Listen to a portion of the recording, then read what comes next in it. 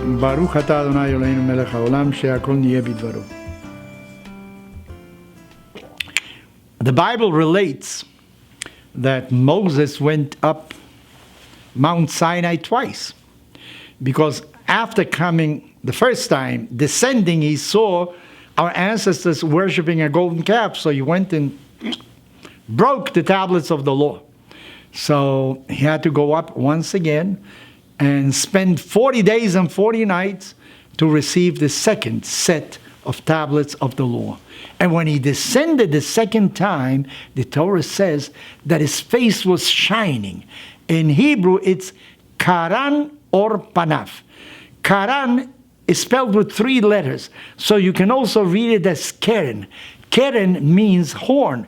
And when Michelangelo made the statue of Moses very imposing, he made horns in his head because of a misinterpretation of that word in the Bible. But according to our ancestors, his face was shining.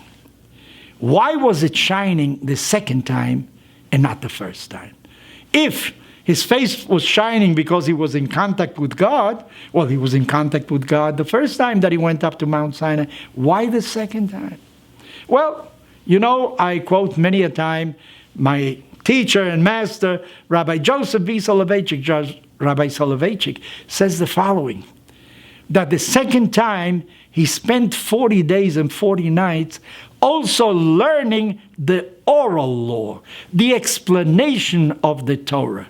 And this time he understood it much better. And because he already studied the oral law, the second time his face shone. What does that mean? I think that means that when you learn something, when you interiorize it, when it becomes one with you, it somehow has to manifest itself in yourself, in your appearance, in the way you walk, in the way you eat, in the way you behave altogether. And maybe the symbolism is that his face shone.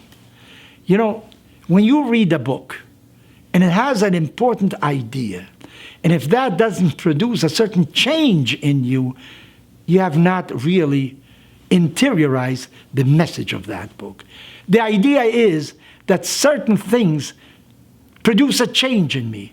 If I go to a university, if I study, if I read, if I have certain experiences, that should somehow transform my personality as well.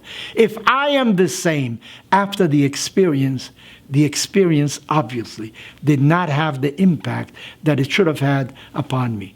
Can you remember any experience in your life that really was life-changing, that made you behave in a certain way that you didn't do before, that was really transformative? What the Torah is telling us, that when Moses received the tablets for the second time, this time he really interiorized them. The Torah says the following. God tells Moses, go and fashion tablets yourself. The first tablets were fashioned by God, but the second set of tablets were fashioned by Moses.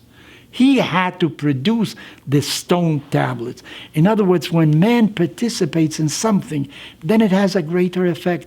I think also, it is not sufficient to read. You have to somehow relive the experience as well. This is why maybe on Passover, we have a way of reliving what our ancestors did then. Then that becomes more transformative.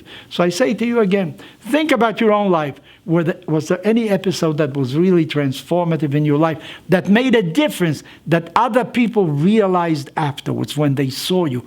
What happened to you? Something happened to you. If something didn't happen to you, then it wasn't of great significance.